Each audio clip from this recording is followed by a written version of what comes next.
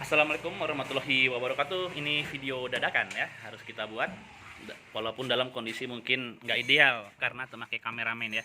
Oke teman-teman, langsung aja nih. Jadi sebetulnya ini nggak mengejutkan ya. Kalau saya sih ini nggak mengejutkan karena begini. Dengan kalau kita misalkan melihat Instagram beberapa pemain Persib ya, yang gara-gara punya agen sama akhirnya ketemu pemain lain ya. Jadi si agen ini kan punya beberapa pemain misalkan, dan mereka ngumpul-ngumpul foto bareng. Dan kalau kita perhatikan interaksi para pemain yang sangat rentan gitu ya, saya juga nggak ngerti katanya sistem bubble. Anda tahu bubble, gelembung ya. Gelembung itu jadi sistem di mana para pemain itu ada di satu lingkungan, satu ekosistem gitu ya, dan itu terproteksi gitu loh. Jadi pihak luar nggak bisa ke dalam, pihak dalam ya, para pemain juga nggak bisa interaksi keluar gitu loh. Itulah sistem bubble. Makanya ketika saya perhatikan tingkah laku para pemain Persib ya, saya udah bisa nebak nih, ini pasti kejadian ya, pasti kejadian.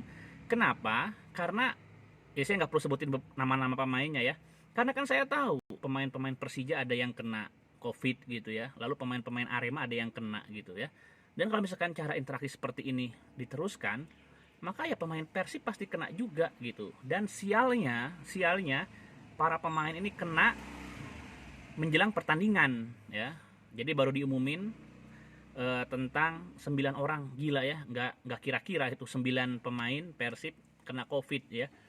Dan tentu saja ini kan hubungannya dengan komitmen ya, komitmen bahwa ya kesehatan, keselamatan di atas segala-galanya, dan juga jangan sampai Liga Indonesia, BRI Liga 1 menjadi klaster COVID. Akhirnya para pemain 9 orang ini karantina, nggak bisa main gitu ya.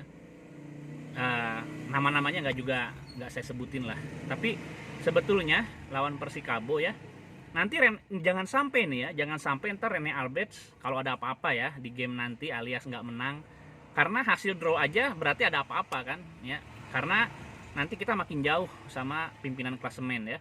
Jadi kalau misalkan sampai gagal menang, ini Rene Albert jangan nyalahin kena COVID gitu loh. Ya ini yang salah siapa kan? Masalah disiplin segala macam harusnya dia juga bertanggung jawab ya. Oke, jadi jangan sampai nanti kalau ada apa-apa di pertandingan hasilnya Rene Albert menyalahkan gara-gara 9 pemainnya COVID.